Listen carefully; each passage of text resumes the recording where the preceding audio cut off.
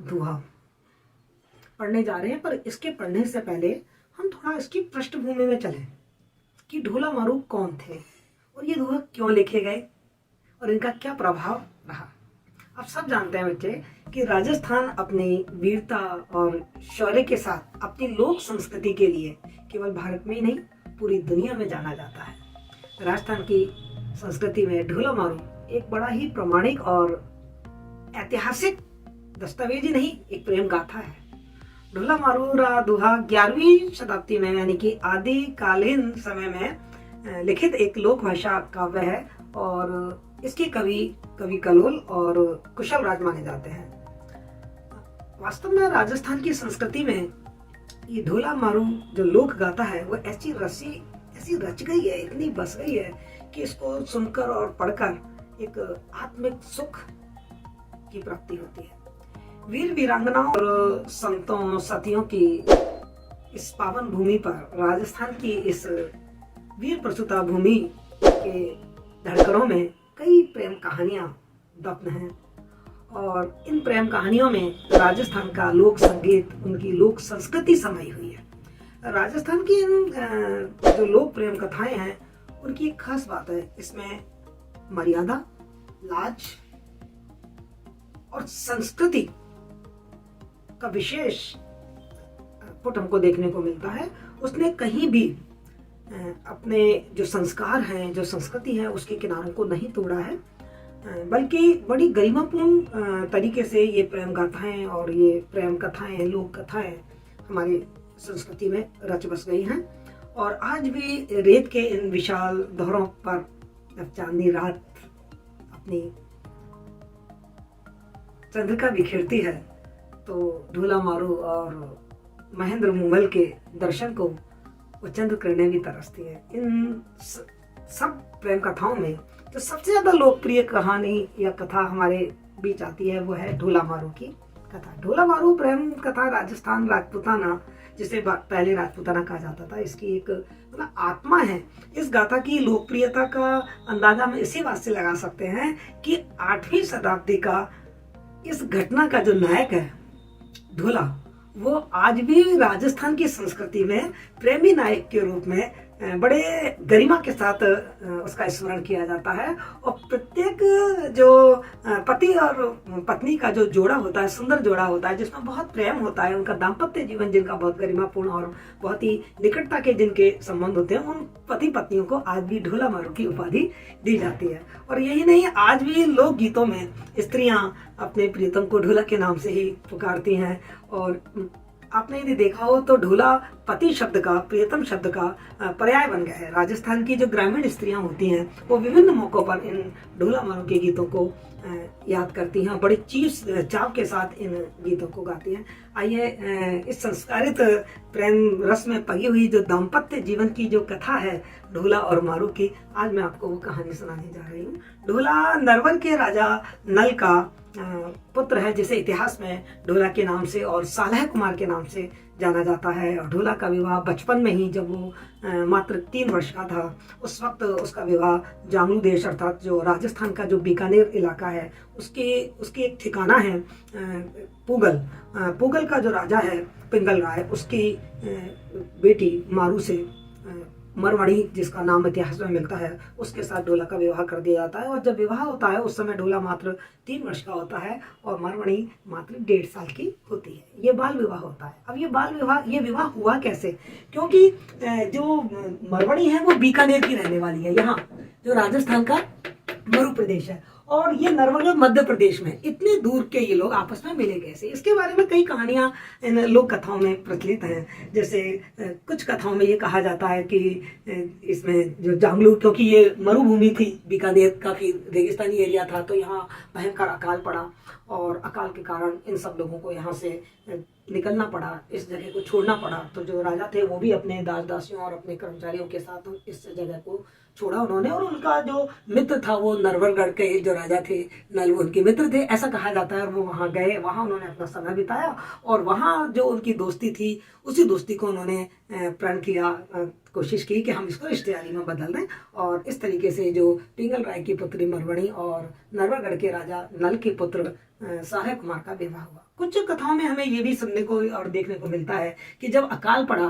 तो जो यहाँ के राजा पिंगल राय थे वो इस मरुभूमि को छोड़कर और पुष्कर, जो कि एक सजल प्रदेश था जहाँ पानी की कोई कमी नहीं थी, वहाँ पुष्कर जा गए और पुष्कर में ही उन्होंने वहाँ अपना डेरा डाला। और उसी समय जो नरवरगढ़ के राजा नल थे वो अपनी पत्नी के साथ पुष्कर अपनी मनौती के लिए, पुत्र प्राप्ति की मनौती के लिए वो पुष्कर पधारे हुए थे। वहाँ इन दोनों में आपस में दोस्ती होती है और दोस्ती को ये अपने रिश्ते आदि में बदल देते हैं। ये कथा भी देख सुनने को हमको मिलती है। और इतिहास में ये तो कहा ही जाता है कि ये जो विवाह हुआ है वो अजमेर के पास पुष्कर क्षेत्र में ही ये विवाह संपन्न हुआ है, ऐसा इतिहास में हमको साक्ष्य भी मिलते हैं। एक कथा ये भी प्रचलित है इनकी कि नल ने दंपति से दमयंती से विवाह किया था और ये एक स्वयंवर था। स्वयंवर में जो दमयंती थे उसने दमयंती ने नल का वर्ण किया। इस बात पे इंद्र बड़े कुपित हो गए और इंद्र ने कुपित होकर नल को ये श्राप दे दिया कि तुम्हें 12 साल तक बड़ा दारुण दुख भोगना पड़ेगा और तुम्हारी जो भी संपत्ति होगी उसे दूसरे लोग ही भोगेंगे। इस कारण नल को नरवरगढ़ छोड़ना पड़ा और वो जगह जगह मतलब दास और नौकर की तरह काम करने लगे। समय के साथ जो नल थे वो ये जो राजा थे पुंगल के राजा, इनके यहाँ भी इन्होंने नौकरी की, चाकरी की और यहाँ इनकी योग्यता से बड़े प्रभावित हुए।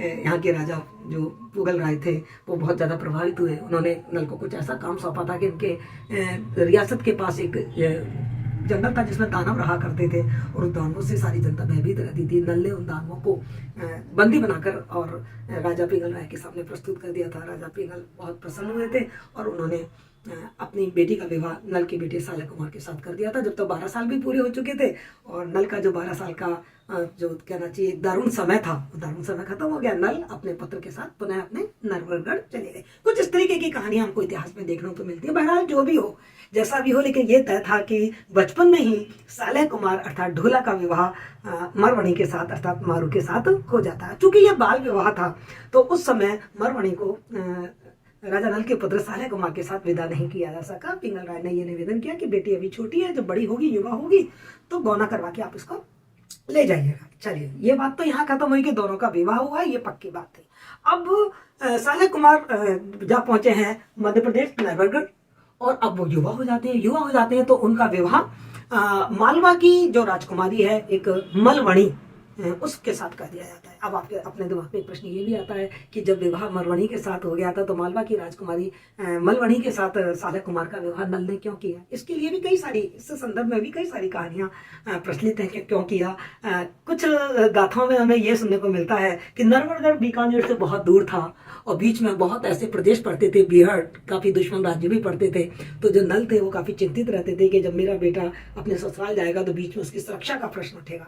तो इसलिए राजा नल ने सालेह कुमार को ये बताया ही नहीं कि बचपन में तुम्हारा विवाह मरवणी से हो गया है और हमें उसे विदा करके लाना है। और नल जब सालेह कुमार युवा हो जाता है तो उसका विवाह मलवणी के साथ कर देते हैं। कुछ ऐसी कहानी भी हमें कहीं कहीं पढ़ने को मिलती है कि जब नल ने राजा पिंगल राय के रियासत के पास जो एक जंगल था वहां के दानवों को पकड़ के बंदी के रूप में इन राजा के सामने प्रस्तुत कर दिया था, तो उन दानवों को राजा पिंगल राय ने एक दरवाजे में चिनवा दिया था और उन दानवों ने ये श्राप दिया था कि जब सालेह कुमार इस दरवाजे के नीचे से निकलेगा तो हम गिरकर उस सालेह कुमार को मार देंगे। तो नल डर गए थे।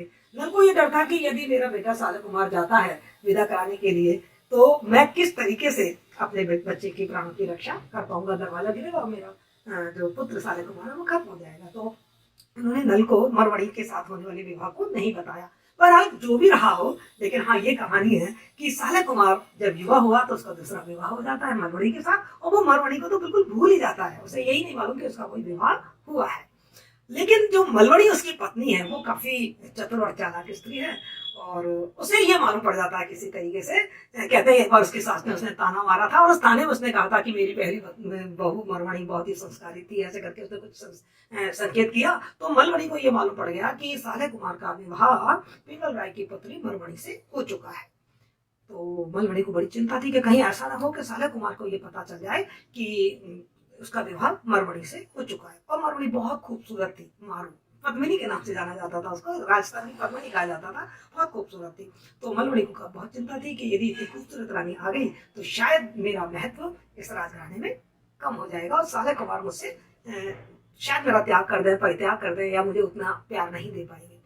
और इधर जब उधर साले कुमार युवा हुए तो इधर मरमणी भी युवा हुई, और युवा हुई तो उसके जो पिता है और उनकी जो माता है जिनका नाम उमा देवड़ी हमें इतिहास में मिलता है, ये लोग कई संदेश भेजते हैं नरवरगढ़ कि भाई आप आए और मरमणी का गौना करा के ले जाए। और जो भी संदेश वहां ये संदेश लेकर जाता है, मरमणी उन्हीं संदेश वाहकों को मरवा देती है। उन्हें लगता है कि यदि ये संदेश राजा तक पहुंच गया या साले कुमार तक पहुंच गया तो मरमणी यहाँ आ जाएगी, और मरमणी यहाँ आ जाती है तो मेरा राजघराने में वर्चस्व खत्म हो जाएगा। तो इसलिए वो जितने भी संदेश वहां जाते हैं उनको वहां पहुंचने ही नहीं देती। इधर जो राजा होते हैं, मरमणी के पिता होते हैं, वो बड़े चिंतित होते हैं कि मैं इतने संदेश भेज रहा हूँ, क्या कारण है कि कोई वहां से जवाब ही नहीं आ रहा है, और जो बेटी है वो युवा होती जा रही है, बड़ी परेशानी की बात है। लेकिन देखो संस्कार, देखो आप राजस्थानी संस्कृति, हमारी भारतीय संस्कृति देखिए, इतने दिन हो गए वहां से कोई जवाब नहीं आ रहा है, लेकिन पिता अपनी पुत्री के किसी दूसरे विवाह के बारे में सोच नहीं रहा है। उन्होंने जिससे विवाह किया उसी के साथ वो उसका गौना करने जा रहे हैं उसे, जबकि इस बीच कई रियासतों से मरमणी के लिए प्रस्ताव आए हैं, विवाह प्रस्ताव। एक वहां का सामंत है उमर सुमरा, वो मरमणी से विवाह करना चाहता है, लेकिन जो मरमणी के पिता हैं वो उससे साफ इनकार कर देते हैं। न केवल पिता इनकार कर देते हैं, मरमणी भी किसी भी हालत में किसी और से विवाह करना नहीं चाहती। जब वो युवा होती है तो एक दिन मतलब उनको लगता भी है कि मैं युवा हो गई हूँ, और उसकी छोटी बहन का विवाह हो भी चुका होता है, पर उसका विवाह नहीं हो रहा है क्योंकि उसका विवाह तो बचपन में ही हो चुका है। तो पिता कहीं दूसरी जगह उसको भेजना नहीं चाहते, वो वही कोशिश कर रहे हैं कि रसाले कुमार आए और मरमणी का गौना करा के ले जाए। तो एक बार मरमणी को एक रात को सपना आता है, तो सपने में वो देखती है कि एक राजकुमार है, मतलब वो ढोला को देखती है, और उसको ये सपना यही आता है कि इस ढोला से मेरा विवाह हो गया है, और इस तरीके की सारी बातें वो देखती है। तो देखती है तो मतलब काफी, उसके बाद वो काफी सुस्त रहने लग जाती है, और उसके मन में एक प्रेम की जो प्रेमाग्नि है, जो प्रणय शक्ति है, वो प्रणय शक्ति उसके शरीर में उद्दीप्त होने लगती है, क्योंकि वो युवा हो चुकी है, और उसको राजकुमार के दर्शन भी हो गए सपने में, तो उसका जो प्रेम है वो युवा हो गया है, और युवा प्रेम उस प्रेमी को पाना चाहता है। तो वो काफी असमंजस में और थोड़ी सी उदास रहने लगती है। उसकी सखियां पूछती है, भाई क्या बात है मरमणी, आजकल इतना उदास क्यों रहती हो? तो वो अपनी सखियों को एक बात बताती है कि मैंने एक ऐसा सपना देखा है, और उस सपने में एक राजकुमार थे और उनसे मेरा विवाह हो चुका है, सत्य क्या है मुझे नहीं मालूम। सखियों से ये बात धीरे धीरे मरमणी की माँ के पास भी जाती है, और मरमणी की माँ को तो मालूम है कि मरमणी का विवाह बचपन में साले कुमार से हुआ है। तो उसकी पत्नी जो मरमणी होती है, मरमणी जो है, मरमणी की जो माँ है उमा देवी, वो अपनी बेटी को सारी बात बताती है कि हाँ बेटा, बचपन में तुम्हारा विवाह साले कुमार के साथ हो गया था, और हमने कई संदेश भेजे हैं तुम्हारा गौना करवाने के लिए, लेकिन पता नहीं क्या कारण है, वहां से कोई संदेश वहां लौटता ही नहीं है, कोई जवाब ही नहीं आता है। तो फिर ये तय होता है कि उस रियासत में एक जाति है, दाढ़ी जाति कहते हैं उसको, वो गायक कलाकार एक तरीके से वो गा गा के अपने रचनाओं को सबको सुनाते हैं। तो जो मरमणी के पिता होते हैं वो एक चतुर और चालाक दाढ़ी को का सिलेक्शन करते हैं, और कहते हैं कि तुम्हें जाकर तुम्हें नरवरगढ़ जाना है, और वहां जाकर तुम्हें संदेश देना है राजा नल को और साले कुमार को कि तुम्हारी जो पत्नी है मरमणी वो युवा हो गई है और उसका गौना करवाइए। उसके जाने से पहले मरमणी उसको अपने पास बुलवाती है दाढ़ी को, और उसको कहती है कि देखो तुम जाओगे तो तुम हो सकता है कि तुमको फिर वो जो अभी तक जो संदेश वाहक नहीं आए और उनके साथ जो दुर्घटना घटी है, हो सकता है वो दुर्घटना तुम्हारे साथ भी घटे, तो तुम्हें बहुत ही सावधान और जागरूक होकर वहां जाना पड़ेगा। तुम्हें काफी बुद्धि चातुर्य का प्रयोग करना पड़ेगा कि किसी को मालूम ना पड़े कि तुम यहाँ से जा रहे हो, तुम जांगलू प्रदेश से आए हो, मरमणी का संदेश लेकर आए हो, उसकी गौनी का संदेश लेकर आए हो, ये वहां किसी को मालूम ना पड़े। और मैंने, चूंकि जो मरमणी थी वो ढोला से मनी मन बहुत प्यार करने लगी थी, जब से सपने में उसने साले कुमार को देखा, तो वो उस विरह में काफी सारे दोहे लिखा करती थी। उसने वो दोहे उस दाढ़ी को सुनाए, उसको याद कराए, और कहा कि तुम ये दोहे वहां सुनाना, और साले कुमार यदि मेरा विवाह बचपन में हुआ है और मेरे में यदि सतित्व है, यदि मैंने एक पतिव्रत धारण किया है, मेरे मन में साले कुमार के अलावा सपने में किसी और राजकुमार या किसी और पति की कभी मतलब कहना चाहिए छोटी सी स्मृति भी नहीं आई है, तो मेरे सतित्व के असर से वो इस दोहे में जो मैंने वर्णन किया है वो जरूर समझ जाएंगे कि क्या है। कोई बात नहीं, दाढ़ी जाता है, याचक बन के जाता है ना, गवैया बन के जा रहा है, वो चारण बन के जा रहा है। अब वहां जाता है, वहां जाकर वो महल के सामने अपना डेरा डाल देता है, और जब वो वहां पहुंचता तो घनी अंधेरी रात होती है, चारों तरफ बादल छाए होते हैं, बादलों में काली काली बिजलियां चमक रही हैं, और रिमझिम रिमझिम बारिश हो रही है। और जो रिमझिम रिमझिम बारिश में मल्हार राग है, वो जो दाढ़ी संदेश वाहक होता है, वो मरमणी के लिखे हुए दोहों को सुनाता है, और हम अपने कोर्स में उन्हीं दोहों को पढ़ने जा रहे हैं कि मरमणी ने उन दोहों में क्या संदेश ढोला के लिए भेजा था। तो दाढ़ी जब उन दोहों को गा रहा है वो बड़े मतलब तन्मयता के साथ गा रहा है, इतने पूरे मल्हार राग में पूरी शिद्दत के साथ गा रहा है। और उसकी जो ये गायन है, उसकी जो संगीतात्मकता है, उस दोहों की जो शब्दावली है, उस शब्दावली में यही है कि एक राजकुमारी है, वो युवा हो चुकी है लेकिन उसका पति उसको लेने नहीं आ रहा है, वो बिना व्यथा में व्यतीत है, बहुत सुंदर राजकुमारी है वो। इस तरीके की सारी कथा उस दोहों में होती है। और वो दोहों की आवाज पड़ती है सारे कुमार के गाना। वो संगीत से बहुत प्रभावित होता है, उसके हृदय को छू जाता है वो संगीत। वो पूरी रात उस संगीत को सुनता रहता है और जैसे ही प्रातःकाल होता है वो अपने संदेश वहां को भेजता है और कहता है बुला के लाइए, ये कौन था जो इतने सुर में और इतनी हृदय को छू जाने वाली, हृदय को टूक टूक कर देने वाली, हृदय विदारक इस ग्रह व्यथा को जो गा रहा था उसको बुला के लाइए। तो पहरेदार जाते हैं और उस दाढ़ी को बुला लाते हैं। दाढ़ी तो बड़ा चतुराई से काम दे रहा है, उसने अपना कोई परिचय नहीं दिया। वो जाता है साले कुमार के पास और साले कुमार कहते हैं कि ये कौन राजकुमारी है जो युवा हो चुकी है और इतनी विरह रहती है, और ये कौन राजकुमार है इतना बेवकूफ जितनी सुंदर राजकुमारी को विदा करके नहीं ला रहा है। तो कहते साहब ये राजकुमार आप ही है, आप ही साले कुमार हैं और आपका ही विवाह मरुवणी से हुआ था बचपन में, आप भूल गए और वो आपको याद कर ली है, युवा हो चुकी है। वो किसी और को तो पति के रूप में देखना भी नहीं चाहती थी। कि मैंने आपको जो बताया था ना कि राजस्थान की जो प्रेम गाथा है वो बहुत उछली नहीं है, कामुक नहीं है, उनमें वासना नहीं है, उनमें दाम्पत्य की गहराई है, उसमें संस्कार है। तो जो मरवाड़ी है वो अपने पति से प्रेम कर रही है, किसी अन्य से नहीं कर रही है। पति से भी प्रेम उसका कितना मार्मिक और कितना गरिमापूर्ण है। एक पति को ही मतलब सपने में भी देखा तो उसने पति को ही देखा, किसी अन्य को नहीं देखा।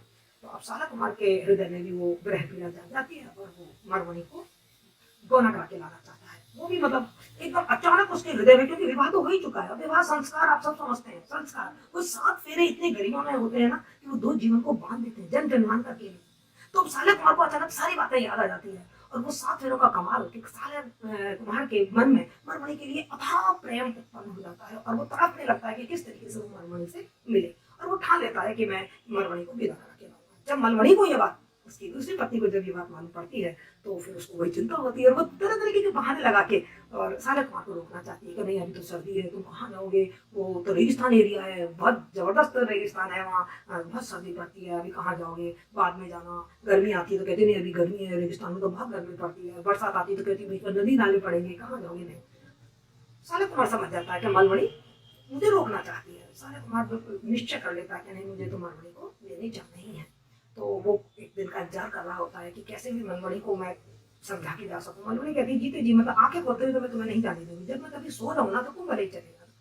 ठीक है, अब मलमणि सोना छोड़ देती है। 15 दिन तक मलमणि साले कुमार के पास बैठी। देखिए बात, देखिए जो दूसरी पत्नी है उसका भी प्रेम देखिए साले कुमार के प्रति, अटूट प्रेम, क्योंकि वो भी उसकी पत्नी है। 7 फेरे डल कर आई है, वो भी बहुत प्रेम करती है वो भी अपने पति से। लेकिन सोती है सौत तो कैसे महसूस सहन कर ले, इसलिए वो मलमणि को नहीं आने देना चाहती। तो मलमणि 15 दिन तक जागती रहती है और साले कुमार कहीं चला ना जाए। लेकिन अब नींद तो नींद है ना, वो कहते हैं ना नींद ना जाने टूटी खाट, है ना, टूटी खाट ना भी हो तो भी नींद जब आ रही होती है तो रोके नहीं रुकती है। 16वें दिन मलमणि को नींद आ जाती है और साले कुमार चुपचाप उसको सोता हुआ छोड़कर और अपने ऊंट पर सवार होकर, ऊंट क्यों, क्योंकि उनको मरु प्रदेश में आना है, बीकानेर, ऊंट पे सवार होकर और वो चल देते हैं। तो कहते हैं कि काफी योजन बहुत दूर का रास्ता था, लेकिन उनका जो ऊंट था वो इतना तीव्रगामी ऊंट था कि उसने ये वायदा किया। ऊंट से बात हो रही है, साले कुमार की बात हो रही है, तुम मुझे पहुंचा दोगे? हाँ मैं पहुंचा दूंगा तुमको। कि कितने देर, तो बरसों लग जाएंगे वहां जाने में। कि नहीं नहीं मैं 24 घंटे में तुमको वहां पहुंचा दूंगा। एक्चुअली वो जो ऊंट है ना जिस पर साले कुमार मलमणि को विदा कराने ले जाएगा, वो ऊंट भी उस ऊंट का बच्चा है, उस ऊंटनी का बच्चा है जिसे मलमणि के विवाह में उसके पिता ने दहेज स्वरूप राजा नल को और साले कुमार को भेंट किया था। तो वो ऊंट बड़ी खुशी खुशी साले कुमार को अपनी पीठ पर बैठा के और ले जाता है। और जो साले कुमार है वो वहां पहुंचता है, बहुत परीक्षा वगैरह होती है। साले कुमार देखता है यही असली मरमणि है, मरमणि परीक्षा लेती है यही असली साले कुमार है। आखिर ये तय हो जाता है कि ये साले कुमार है और मरमणि के माता पिता उसका बहुत स्वागत करते हैं कि आखिर हमारी बेटी को विदा कराने के लिए हमारे राजकुमार साले कुमार आई गए। वो बड़ी खुशी खुशी मरमणि को साले कुमार के साथ विदा कर देते हैं। जब विदा करके लौट रहे होते हैं साले कुमार और मरमणि, तो रास्ते में पहली रात को ही एक जहरीला सांप होता है, को पियूना सांप बोलते हैं राजस्थान में, और वो उसको मरमणि को खा जाता है। अब तो साले कुमार की हालत बहुत देखने लायक, मतलब बहुत परेशान हो जाता है। वो कहता कि नहीं ये मेरी पत्नी अब जिंदा नहीं है तो मैं भी नहीं जिंदा रहूंगा। यहाँ देखिए पति का प्रेम बताया कितना। कहाँ तो हम देखते हैं इतिहास में कि पत्नी अपने पति के साथ सती हो रही है, यहाँ जो पति है वो भी तैयार हो जाता है कि मैं भी चिता में इसी के साथ जलकर भस्म हो जाऊंगा। वो इतना ज्यादा दुख और विरह में व्यथित है कि पास में से एक योगी और योगिनी जा रहे हैं। जब उनको ये मालूम पड़ता है कि ये पुरुष अपनी पत्नी के मर जाने के कारण इतना व्यथित और उसके साथ जल जाने के लिए तैयार है, तो योगिनी अपने योगी पति से कहती है कि तुम्हारे पास तो योग विद्या है ना, तुम इसको जिंदा कर दो। ये इतना सच्चा प्रेम करते हैं, इनको बिछड़ने मत दो। जब उनको मालूम पड़ता है कि सालों बाद तो ये मिले थे और मिलते ही ये बिछड़ गए, तो योगी उनको अपनी योग विद्या से जिंदा कर देते हैं, वो जहर उतार देते हैं और वही पुनर्जीवित हो जाती है और वो दोनों वापस आने लगते हैं। बीच में जो मैंने बताया ना, उमर सुमरा जो कि मरवाड़ी से विवाह करना चाहता, वो एक षड्यंत्र करता है कि कैसे भी हम साले कुमार को मार के और मरवाड़ी को अपने कब्जे में ले लें। मतलब हर कहानी में एक खलनायक तो होता ही है, तो यहाँ उमर सुमरा एक खलनायक है। उमर सुमरा एक षड्यंत्र रचता है, एक बड़ी जबरदस्त पार्टी अरेंज करता है, एक महफिल बनाता है और उसमें वो साले कुमार को आमंत्रित करता है कि मेरे साथ आइए और भोजन कीजिए, आज शाम का भोजन मेरे साथ कीजिए, हम थोड़ा महफिल में बैठेंगे। ये यहाँ अफीम बहुत चलती है, तो बस वो काफी अफीम पीने लग जाते हैं और उसका षड्यंत्र ये होता है कि अफीम पी के जैसे ही साले कुमार बेहोश होगा, उसको मार देंगे और मरने को जबरन व्यवहार कर लेंगे। लेकिन इसके षड्यंत्र का पता उस दाढ़ी को लग जाता है और वो अपने दोहे में फिर इस चीज को गाता है और मरुणी बहुत ही बुद्धिमान है, वो उस दोहे से समझ जाती है कि अरे यहाँ पे षड्यंत्र है, उमर सुमरा ने मेरे पति को षड्यंत्रवश अफीम पिला रहा है और उसको मार के वो मेरे से जबरन विवाह करेगा। तो जो अब वो सोचती है कि कैसे मैं अपने पति को अपने पास बुलाऊं, तो वो क्या करती है, छड़ी उठाती है और उस ऊँट को जोर से मारती है और जैसे वो ऊँट पर छड़ी रखती है, वो जो ऊँट होता है वो मिट्टी मिला जाता है और एकदम उठकर भागने लगता है। जब चारों तरफ अफरा तफरी मचती है तो जो साले कुमार होता है उसका ध्यान अपने ऊँट पर जाता है और उसकी पत्नी ऊँट पर ही बैठी होती है। वो वहां तक आता है, जितने में ही मरवाड़ी उसको बता देती है कि देखो ये जो उमर सुमरा है ना, इसने षड्यंत्र रचा हुआ है, ये तुमको मारकर और जबरन मुझसे विवाह करेगा। फटाफट साले कुमार उस ऊँट पे बैठते हैं और तेजी से वो ऊँट दौड़ता हुआ, इसकी भी काफी कहानी है कि किस तरीके से ऊँट के पैर बंधे हुए थे और वो तेज दौड़ता दौड़ता दौड़ता दौड़ता और साले कुमार को और मरवाड़ी नरवरगढ़ तक पहुंचा देता है। नरवरगढ़ में नाला दमयंती उनका करते हैं और साले कुमार अपनी चतुराई से, अपने व्यवहारिकता से मरवाड़ी और मलवड़ी इन दोनों में भी एक सामंजस्य पैदा कर देता है, खुशी खुशी अपना जीवन। तो ये ढोला मारो की जो प्रेम कथा है, जो संस्कारों से भरी हुई है, जो दाम्पत्य जीवन की गरिमा गहराई से भरी हुई है, ये हमारे राजस्थान की जो लोक भाषा में वर्णित, राजस्थान की डिंगा भाषा में जैसे गाया जाता है और हमारे रग रग में बसी हुई है, इस प्रेम कथा की कुछ दोहे हम इस पाठ में पढ़ने जा रहे हैं। आपको कहानी समझ में आई, मजा आया, तो आपको दोहा समझने में भी बहुत मजा आएगा और कल मैं आपको इन दोहों की व्याख्या सुनाऊंगी। नमस्कार।